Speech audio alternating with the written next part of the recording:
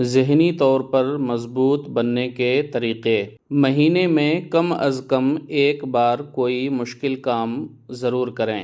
کتنا سفر رہ گیا ہے کے بجائے کتنا سفر طے ہو گیا ہے کی خوشی منائیں۔ برائی کا جواب اچھائی سے دے دیں۔ دن میں شعوری طور پر کم از کم 15 منٹ خاموش رہیں۔ اپنی زندگی کے اہم لوگوں کے ساتھ وقت گزاریں۔ اپنی طاقت ماضی کے ماتم اور مستقبل کے خوف میں صرف کرنے کے بجائے حال پر لگائیں۔ خود پر تنقید کرنے سے پرہیز کریں۔